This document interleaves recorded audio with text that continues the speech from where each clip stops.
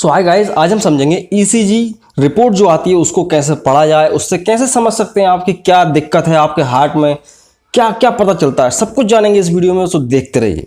दोस्तों, पहले हम बात करेंगे भाई ईसीजी जिसे बोलते हैं क्या, इलेक्ट्रोकार्डियोग्राफी।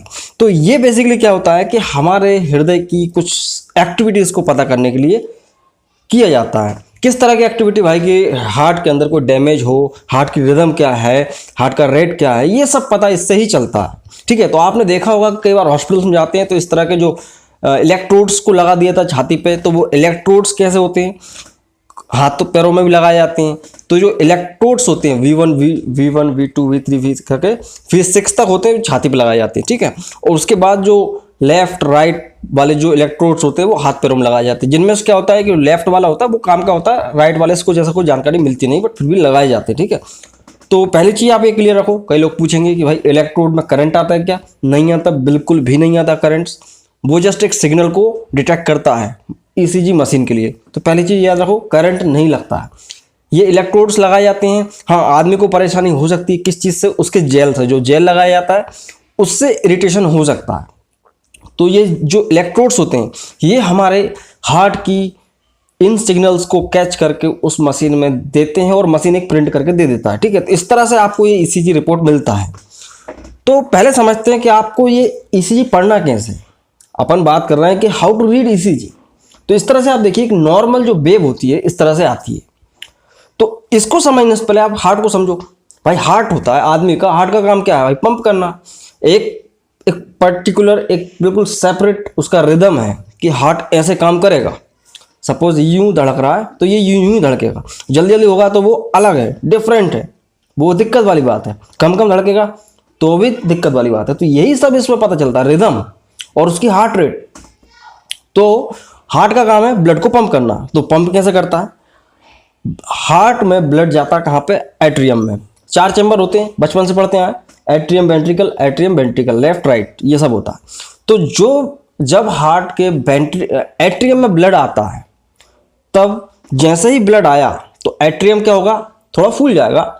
तो अब ये एट्रियम जैसे ही पिचकेगा, जैसे ही कॉन्ट्रैक्ट होगा एट्रियम जिसमें ब्लड आ चुका था, तब एक सिग्नल निकलेगा। कहाँ से? ऐसे नोड से। तो कौन सी वेव बनती है? यहाँ पे पी वेव बनती है। ठीक है, अब ये पिचक के जो ब्लड है हार्ट का किस चैम्बर में आ गया? ये वेंट्रिकल में आ गया।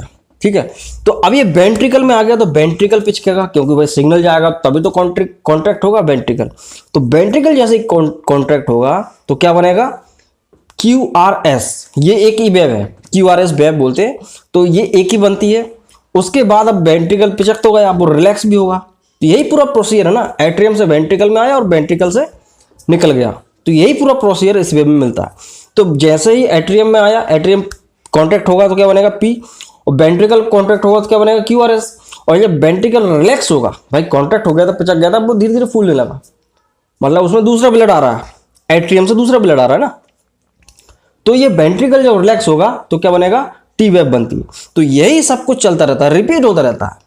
वेव में आप देखिए इस तरह से स्ट्रिप मिलती है, उसमें ये रिपीट होता रहता है, PQRST। ठीक है, तो अब ये जो इम्पल्स जो निकलते हैं ऐसे नोड से और तरह तरह के इम्पल्स को कैच कर कौन करता है? ये इलेक्ट्रोड्स बॉडी में से जगह जगह से इनको मिल जाते हैं और ये इसी मशीन में पहुंच जाते हैं। तो ये होता है। और 2 RR वेव्स, जैसे कि हम जान रहे हैं भाई कि PQRST, तो जो R है बहुत लंबा रहता है वेव में, आप देख सकते हैं। तो 2 वेव्स के बीच में क्या है?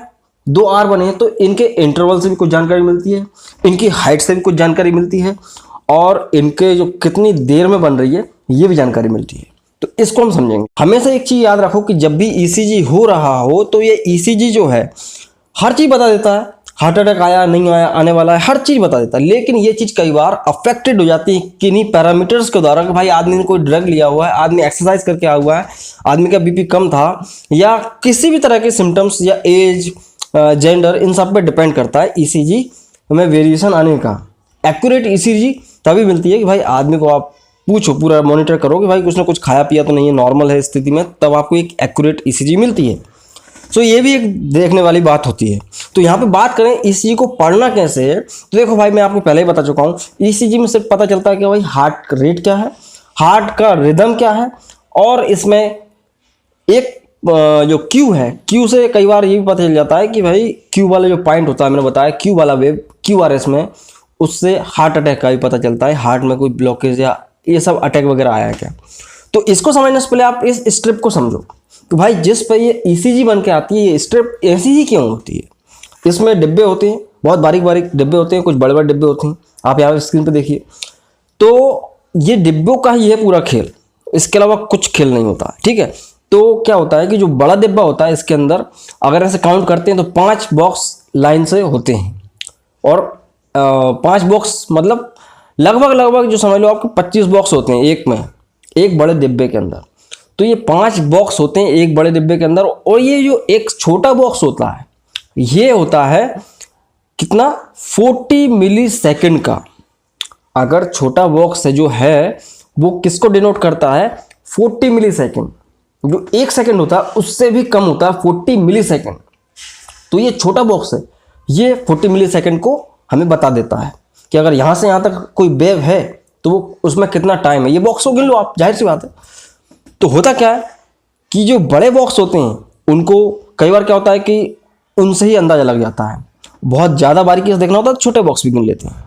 तो खैर यहाँ पे बड़े बॉक्स के अंदर छोटे बॉक्स है, छोटे बॉक्स एक छोटा बॉक्स जो है 40 मिली सेकेंड का होता है।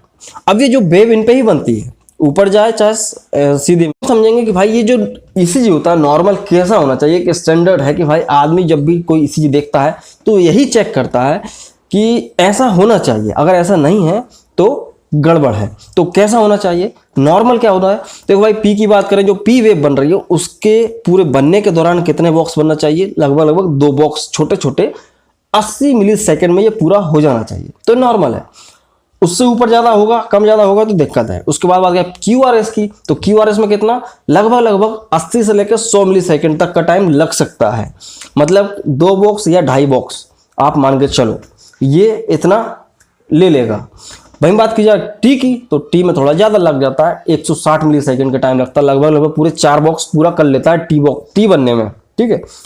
तो ये तो हो गई पूरी बात कि भाई ये पूरी एक वेव स्टैंडर्ड नॉर्मल कितना होना चाहिए। तो यहाँ पे हम देखते हैं कि डॉक्टर के पास इतना लंबा पूरा ECG आता है, तो क्या डॉक्टर पूरा का पूरा ECG रीड करता है, नहीं करता, इतना टाइम ही नहीं होता है। डॉक्टर क्या करता है कि जो 2 RR वेव्स बन रही हैं उनको ही पकड़ लेता है, उनसे ही पूरी जानकारी मिल जाती है। क्योंकि भाई जाहिर सी बात है 2 RR के बीच में सब कुछ मिल जाएगा, जो भी चीज़ें रिपीट हो रही हैं वो आगे रिपीट ही होना है।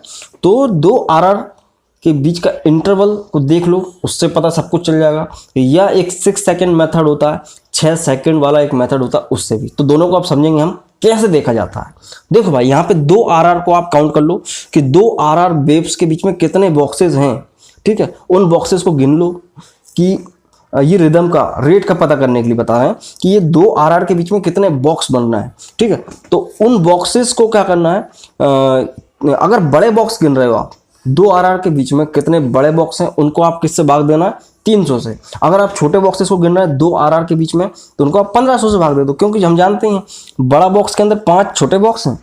तो ये इस तरह से कैलकुलेट किया जा सकता है। बड़ा बॉक्स काउंट कर रहे हो तो वो 300 से भाग जाएगा, छोटा बॉक्स काउंट कर रहे हो तो 1500 से जाएगा। सपोज उदाहरण के लिए मान लेते हैं कि अगर किसी पेशेंट की ECG आती है, उसके जो 2 RR के बीच में 3 बड़े बॉक्स आ गए, 3 बड़े क्यूब बॉक्स आ गए हैं। मतलब क्या हुआ इसका, उसकी अब उसको क्या करेंगे हम, उसने देखा 3 बॉक्स हैं, अब वो ये बॉक्स आधे आधे भी आ सकते हैं, या बीच में 2 आ गए और आधा आधा आ गए, तो वो बात एक ही मानी जाएगी। तो ये तीनों बॉक्सेस को क्या करेंगे हम, 3 से भाग कर देंगे, 300 से भाग कर देंगे, सॉरी डिवाइड कर देंगे। तो क्या निकलेगा, 100 निकलेगा। तो पेशेंट की हार्ट रेट कितनी है, 100 बीट्स पर मिनट। तो इस तरह से किसी भी मरीज की हार्ट रेट पता चल जाती है। दूसरा एक और मेथड होता है दोस्तों यहाँ पे 6 सेकेंड मेथड। इसमें क्या करते हैं, 6 सेकेंड के अंदर जितनी भी R वेव्स बनी हैं, 6 सेकेंड मतलब कि 6 सेकेंड में बहुत सारी बन जाती हैं, तो उन R वेव्स को गिन लो कि कितनी R वेव्स बनी है। उन R वेव्स को गिन के आप 10 से गुणा कर दो, मल्टीपल कर दो 10 से, तो निकल के आ जाएगा एक रीडिंग। तो वो होता है हार्ट रेट। मतलब सपोज अगर 6 सेकेंड के अंदर 10 जो हार्ट रेट बन गई, मतलब R वेव बन गई है, तो आपको कितना मिल जाएगा, 100। तो 100 बीट्स पर मिनट आप बोल सकते हैं पेशेंट का जो है ये। तो इस तरह से हम हार्ट रेट का पता करते हैं। इसी में क्या होता है कि कई बार ये जो वेव्स बन रही हैं इनके मिली सेकेंड्स के अंदर, इनकी दूरी से ये पता चल जाता है हार्ट रेट का। और इनमें क्या होता है, कई बार ये ऊपर बन रही हैं, इनमें ये भी ऊपर नीचे थोड़ा कम ज़्यादा हो जाता है या कई बार नीचे भी आ जाती है। तो इससे हमें ये पता चलता है रिदम कि जो हार्ट रेट है, सपोज ऐसे ऐसे हो रहा है तो ये कई बार ज़्यादा हो रहा है या कम हो रहा है। तो इससे ये पता चलता है कि ऊपर भी बक्से देखना पड़ते हैं कि ऊपर कितने बन रहे हैं। तो यहाँ तक कि देखा गया है कि जितने बक्से ज़्यादातर QRS को छोड़ के जो भी POT है उनमें ऊपर नीचे सेम ही बनते हैं। तो ये भी बहुत ध्यान देना है कि आपको ऊपर भी ज़्यादा बक्से ना बने ना कम बने, ठीक है। तो अभी यहाँ पे बात आती है कि सपोज अपन एक और उदाहरण मान लेते हैं कि किसी पेशेंट की जो है, जो हमारा एक और RR इंटरवल वाला मेथड है, उसमें सपोज 2 RR के बीच में मान लो 2 बॉक्सेस हैं। अब 2 बॉक्सेस मतलब क्या हुआ, इसको आप क्या करेंगे 300 से आपको इसको डिवाइड करना है। तो क्या होगा, तो उसकी कितनी निकलेगी, 300 से करेंगे तो लगभग 150 निकलेगी। 300 में आप 2 से डिवाइड करोगे तो 150 मिलेगी। तो ये टैकीकार्डिया कहलाएगा, मतलब कि आदमी की ज़्यादा हार्ट रेट है तो ये टैकीकार्डिया है। तो अब अगर सपोज किसी के 4 बॉक्स बन रहे हैं 2 RR के बीच में, तो 4 से मतलब क्या हुआ, आप 300 में डिवाइड करोगे तो कितना निकलेगा, लगभग 75 या 60 निकलेगा। तो भी वो ब्रेडिकार्डिया की स्थिति पहुंचती है। वैसे ब्रेडिकार्डिया बोलेंगे नहीं, क्योंकि ब्रेडिकार्डिया जो है 60 से नीचे अगर पहुंच जाती है कम, तो उसे बोलते हैं ब्रेडिकार्डिया। 150 से ऊपर 160 से ऊपर जा रही है तो वो टैकीकार्डिया में पहुंचने लगता है पेशेंट। तो ये टैकीकार्डिया ब्रेडिकार्डिया पता चल जाता है। तो यही होता है इसमें, टैकीकार्डिया ब्रेडिकार्डिया का पता चल जाता है रिदम और हार्ट रेट। और कई बार इनमें जो QRS के बाद जो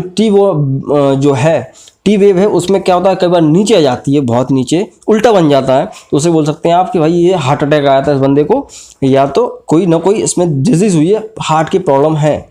तो ये पता चल जाता है ECG, ठीक है। तो ये सब कुछ पता चल जाता है इस ECG से। सो इस वीडियो को ज़्यादा लंबा नहीं खींचेंगे और डिटेल में देखने के लिए हम दूसरा वीडियो बनाएंगे।